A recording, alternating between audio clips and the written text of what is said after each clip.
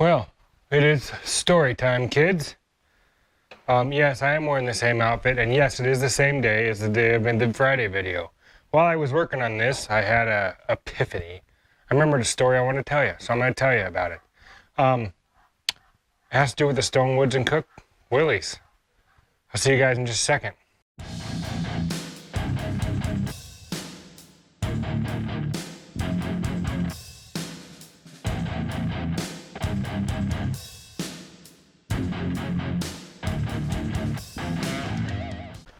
What am I doing? I'm trying to determine the perfect tack placement for this because I don't know where I want to see it yet. Haven't decided if I'm going to put it there, rotate the tack towards me, which that doesn't bother me, or am I going to put it here on the dash on the speaker cover? Haven't decided. I still haven't wired it yet either, and so that's neither here nor there. What I am going to do is tell you a story. I'm over here, right here. Hello, everybody. Story time. So, my doggies, she's out there crying. She's sad. Let's get to it. I'm just drinking some electrolytes. Grape flavored, like last time. Hi, puppy. Where'd she go? Where is she? Oh, there she is. She's pretty cute. Let me go set you up. Out here in the chairs and the grass. Oh, it's nice out here. Ooh, I gotta pick up some poop. Let me go pick that up, and then I'll see you in just a second for some story time. All right, here's the story. So, back in the, I'm gonna say I was 16, so we're talking like 1990 probably. 89 or 90, 90, something like that, 90. 1990. I grew up in Reno, you guys know that, like, after, like, from 10 years old on, it was in Reno, and back then, Hot August Nights was pretty fresh. And we didn't have a drag strip, but we had Edison, which is like a warehouse district and stuff, and it used to run back then. And let me check this thing. Still working? Okay. We had a warehouse district, and then we had like some like warehouse mall thing. Puppy, go away. Go. Go, go, go, go. And we had like a strip mall out by the Wild Waters where Cameron did his little like burner thing. That was pretty good. So across from it, about this same time actually, across from it was like a outlet mall, and there was like a back parking lot road that there was nothing on the other side of it. It was just kind of finished. And they decided they were going to do stoplight to stoplight drags, and so they used the parking lot of the outlet mall for like the pits and parking, and then they ran cars around the parking lot, and then they ran down this back road. And so it was like concrete medians. If I've told you this story before, I'm old, so I might repeat myself if you've heard this already. So they had like concrete median, and they had set it up with, I think it was concrete barriers, like highway barriers down both sides, and then one down the middle. And they had like a green light or something in the middle or something. I forget what it was to flash to tell people to go. And at that time I had my short wide bed 59 GMC pickup. And it had that Pontiac motor in it, and I think it had 411s. I don't remember what was in it, but it had that 4-speed. It was dropped and it was white, and it was good looking truck, ran good, but it wasn't anything fast. Like, I think Cameron was telling everybody it went like 14.1 or whatever, but it was probably more like 18.1. It was never very fast. I mean, it was quick, but it was like, you know, how high are you going to wind a Pontiac? You know, old Pontiac. I don't remember if it was cammed up. I don't remember. It was a long time ago. So anyway, we had that truck, and we had gone with our girlfriends at the time, and while we were there were some cars cruising around, and this guy pulls in with a trailer. Couple cars were trailered, and this guy backs out of this trailer a triple black 70 LS6 Chevelle. And I remember Cameron and I both just stood there And we're just like in awe of this thing because, you know, we'd heard about him but never really seen him. And Hot August Nights wasn't that old by this time, only maybe 3 years old. 3 years, 4 years Hot August Nights had been going, so it wasn't like super popular yet. And let me bring you guys down here to reality. And so we're looking at this triple black M22 410s LS6 454, and to us this is like the epitome of muscle cars. Like way cooler than a 426 Hemi thing or anything like that. I mean, you know, a 66 GTX or something, or Belvedere, or the Hemi is pretty cool.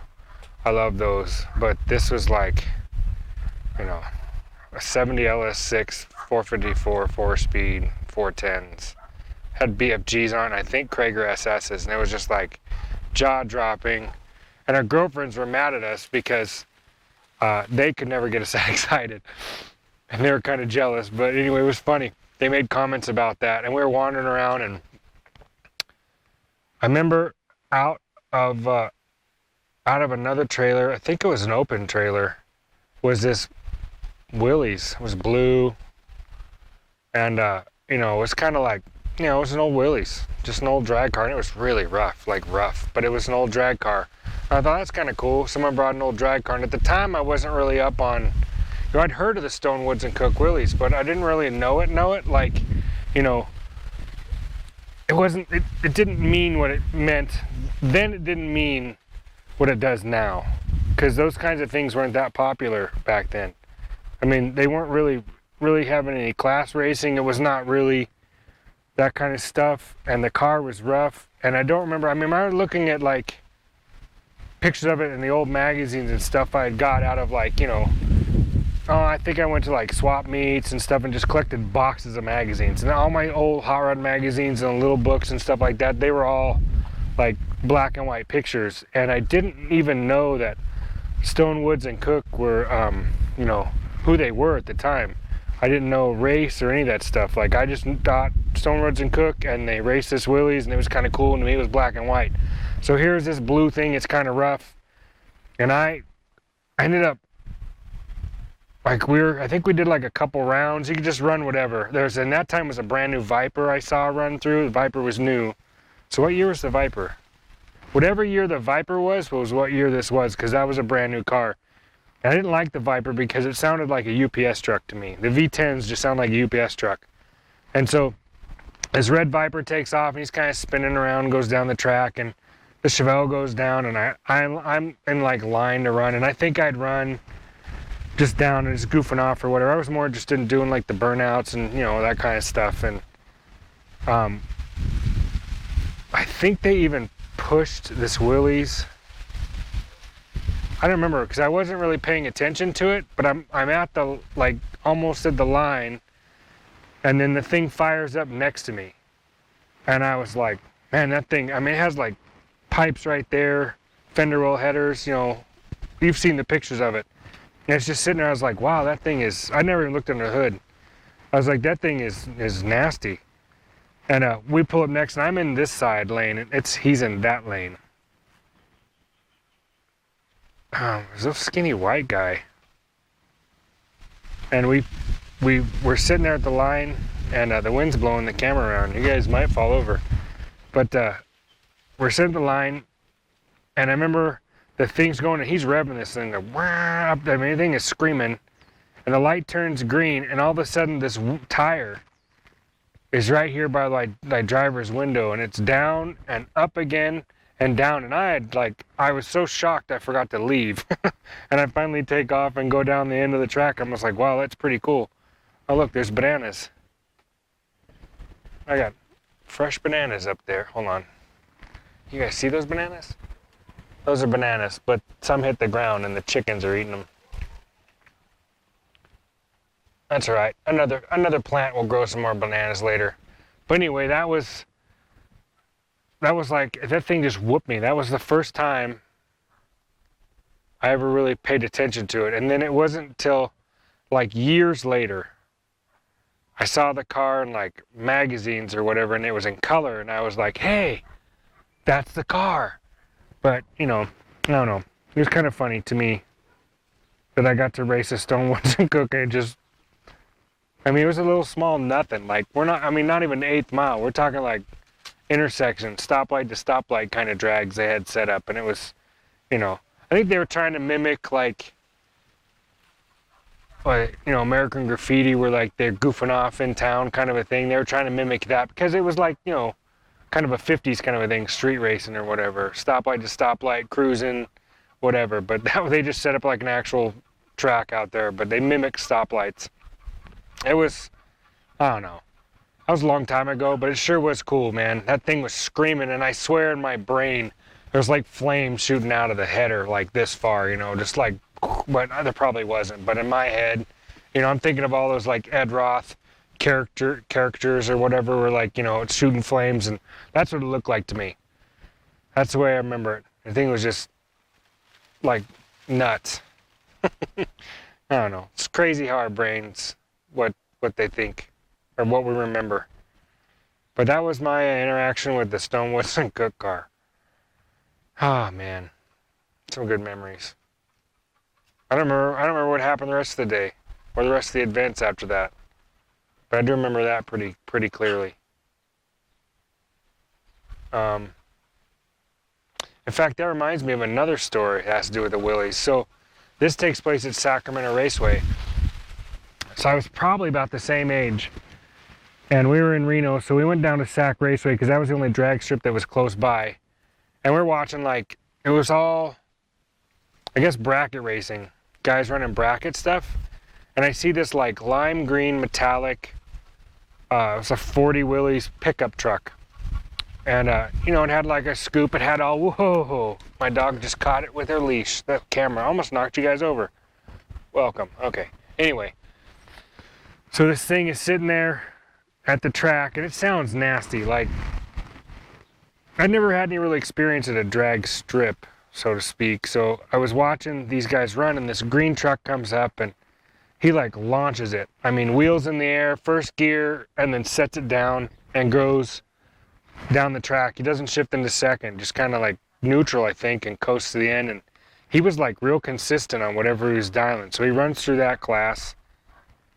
And it seemed like he went like 4 or 5 rounds, and he came back, and then the next run is like first gear, second gear, and then neutral. And he's like, does like 3 or 4 rounds on that. And then the last run was like all 3 gears, like first, second, 30 pops up, and I think he's fourth, goes through the light, and at the end of the track, and I think the thing ran like an 890 or something. It was something ridiculous, but I just remember being like, each time the thing ran, I couldn't believe how well the thing could. But it's like those things are super short wheelbases, and the guy's like steering this thing around, but he wasn't really fighting. It just seemed real smooth, and I'd never really seen any gasser cars before, and those two are probably my first experiences with like gassers.